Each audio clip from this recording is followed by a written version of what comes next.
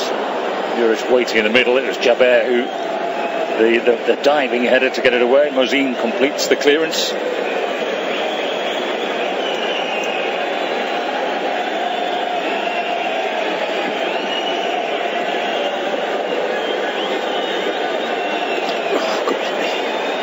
To be a late fifth, Tommy Orr, and towards that comes all the way through again. That's Cruz. Cruz just pulls that back. I think it's Bresciani who's just there in front of him. Excellent pass again, right across here. Makes the defender make a save, but if he just pulls it back, number 5. It doesn't matter anyway.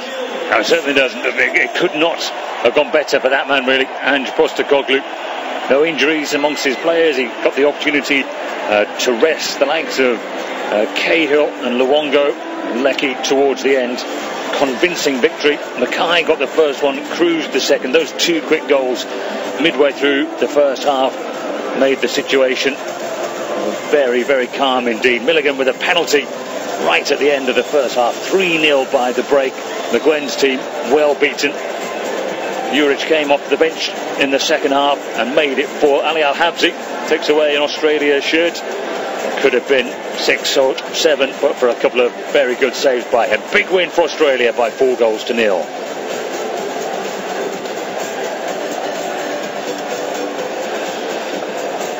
Well, the Australia players know there's still work to do. We've seen many a team start a tournament spectacularly and then hit the buffers. But of all the teams in the tournament, it's a pretty strong position that they're in. Yeah. 8 goals scored, only 1 conceded. In fact, since they conceded the early goal in the game against Kuwait, 8 without reply now, yes. isn't it? I think that's important for them as well. And like I said, the first goal is always important,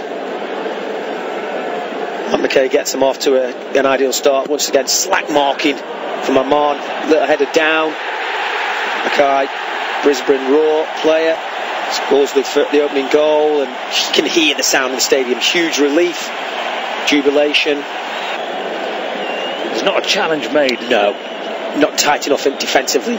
You know, you've got to be touch tight. You see now all the time in the Premier League, everybody's touch tight, free header, and then you just say Matt McKay's just roaming free.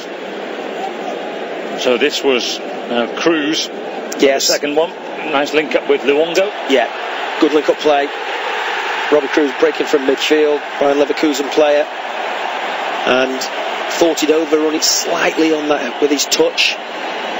But you can see him running off the ball, doesn't get picked up, nobody goes with him, straight under Al-Habsi. So this was a curious bit of refereeing, wasn't it? A foul. There is a foul there on Cahill, but Milligan put it in anyway. Yes. But he jumped the gun, gave a penalty. Yeah, well, you can just see Tim Cahill in the middle of the picture. He gets pulled down. I think it's Abdul Solomon, and I think it's a harsh one to scrub out the goal. But fortunately, Mark Milligan scored the goal which disallowed, was then allowed to take the penalty and tucks it away. This is good work by Matthew Leckie outside of the boot to the substitute Juric to make it 4. Yeah, comes on for Tim Cahill. Juric, Western Sydney Wanderers player. I think it's a fantastic finish. It's not easy. The ball's pitching up round waist height into the back of the net. So Australia and South Korea are through. A draw. Australia will be the group winners. Kuwait and Oman play off just for pride in the last game. These are on Saturday in Brisbane, the big game between Australia and South Korea.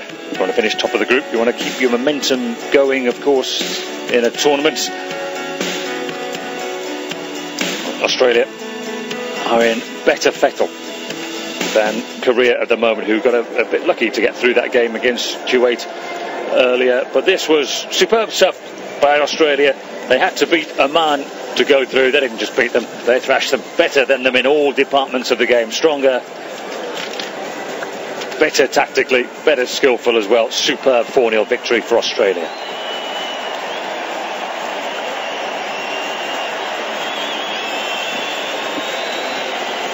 So superb stuff. Yes. And the Australia supporters acknowledging their efforts with their players in the rain. That's what's coming up tomorrow. North Korea against Saudi Arabia. That's in the early game, 8 o'clock European time, Central European time, 7 o'clock kickoff. You're watching in the UK, so make sure you're up nice and early.